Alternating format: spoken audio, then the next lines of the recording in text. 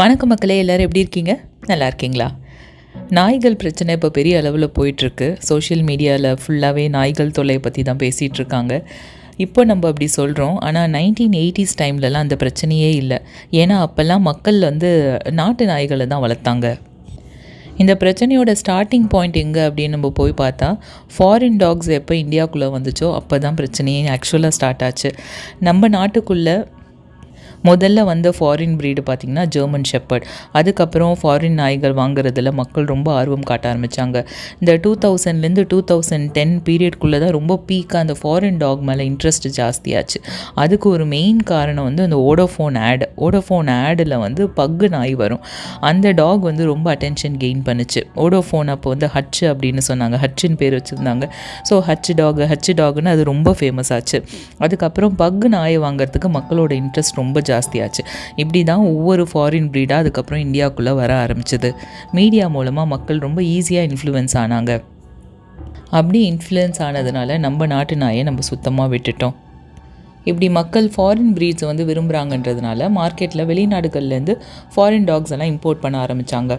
இப்போ talk business பெரிய அளவில் நடந்துகிட்ருக்கு. ஃபாரின் ப்ரீட் டாக் வச்சுருக்கிறதே ஒரு ஸ்டேட்டஸாக பார்க்க ஆரம்பித்தாங்க. 2016 ஃபாரின் டாக்ஸை இந்தியாவுக்குள்ளே இம்போர்ட் பண்ணி பிஸ்னஸ்க்காக யூஸ் பண்ணக்கூடாது அப்படின்னு கோர்ட் ஆர்டர் வந்துச்சு. அதாவது அந்த ஆர்டரில் என்ன சொல்லியிருக்குன்னா, லீகலாக ஃபாரின் டாக்ஸை வாங்கிட்டு இங்கே அந்த டாக்ஸை இனப்பெருக்கம் பண்ணி சேல் பண்ணுறாங்க இல்லையா, அதை பண்ணக்கூடாது அப்படின்ற மாதிரி ஆர்டர் வந்துச்சு. இப்போ வெளிநாட்டில் நான் வாழ்ந்துட்டு இருந்தேன். அப்போது ஒரு வெளிநாட்டு நாயை வளர்த்துட்டு இருந்தேன்.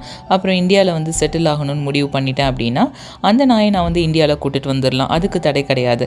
அது மாதிரி டிஃபென்ஸ் ஃபோர்ஸ்லேயோ இல்லை போலீஸ் ஃபோர்ஸோ ஒரு ஃபாரின் ப்ரீட் டாக் அவங்க யூஸ் பண்ணணும் அப்படின்னா அதுக்கு அவங்க இம்போர்ட் பண்ணலாம், அதை யூஸ் பண்ணலாம், அதுக்கெலாம் தடை கிடையாது. ஆனால் விற்கிறதுக்காகவே பப்பீஸை வெளிநாட்டிலேருந்து வாங்கிட்டு இங்கே சேல்ஸ் பண்ணுறதோ இல்லை இல்லீகலாக ப்ரீட் பண்ணுறதோ அதெல்லாம் தடை செய்யப்பட்டிருக்கு. ஆனாலுமே நிறைய இல்லீகல் ப்ரீடிங் பேக்யார்டில் நடந்துட்டு தான் இருக்குது. நான் ஒரு ஜெர்மன் ஷெப்பர்ட் வளர்த்துருக்கேன். என் ஃப்ரெண்டு ஒரு 3 months பப்பியாக என்கிட்ட கொடுத்தாங்க, அவங்களால வளர்க்க முடியலன்னு சொல்லிட்டு. ஸோ நாங்கள் வளர்த்தோம், இன்ஜெக்ஷன்லாம் ப்ராப்பராக போட்டு டாக்டர் என்ன சொல்கிறாங்களோ அட்வைஸ் ஃபாலோ பண்ணி அதோட ஃபுட் எல்லாமே பார்த்து தான் வளர்த்தோம். பட் 8 years தான் உயிரோடு இருந்துச்சு.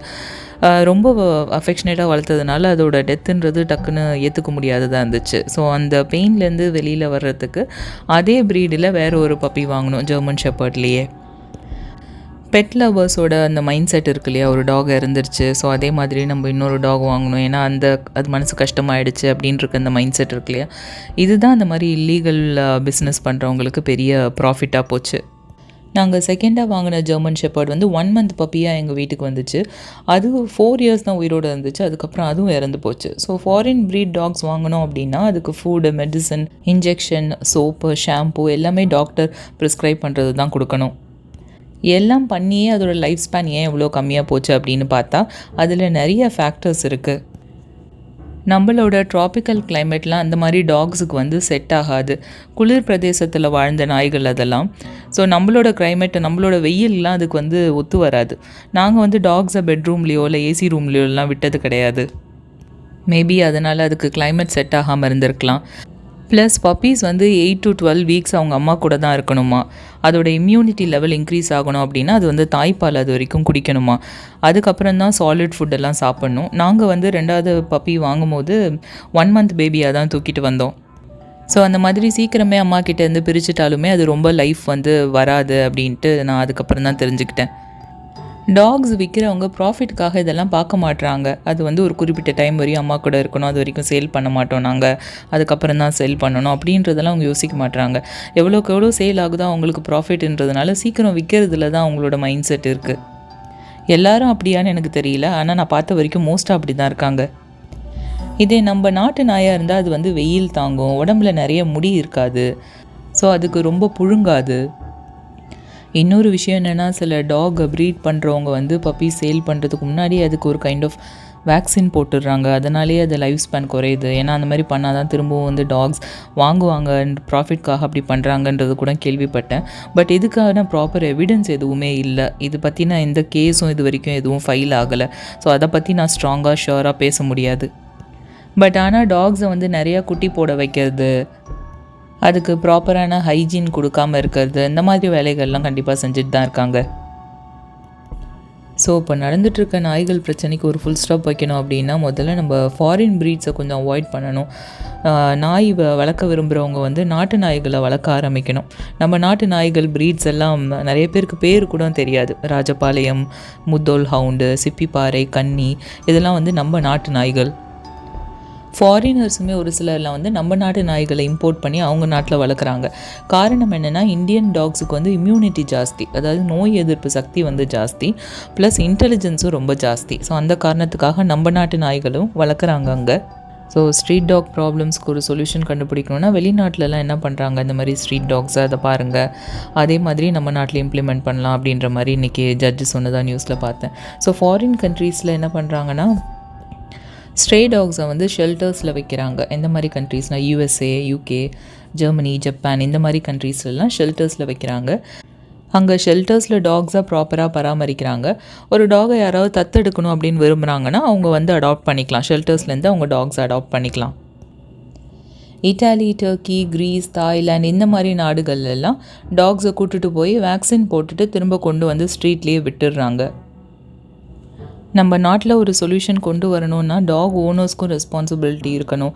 அவங்க வந்து டாக்ஸை வெளியில் கூட்டு போகும்போது கண்டிப்பாக வாயை கட்டிட்டு தான் கூப்பிட்டு போகணும். ஏன்னா அதோட மைண்டில் என்ன இருக்குதுன்னு தெரியாது, அது யார் மேலே கோவமாக இருக்குதுன்னு தெரியாது, எப்போ எப்படி ரியாக்ட் பண்ணணுன்னு தெரியாது. ஒரு எக்ஸாம்பிள் சொல்லணுன்னா, இப்போது எங்கள் வீட்டில் நாங்கள் வளர்த்த ஜெர்மன் ஷெப்பர்டே வந்துட்டு எங்கள் வீட்டில் சிலிண்டர் போடுறவர் மேலே கோவமாக இருந்துச்சு.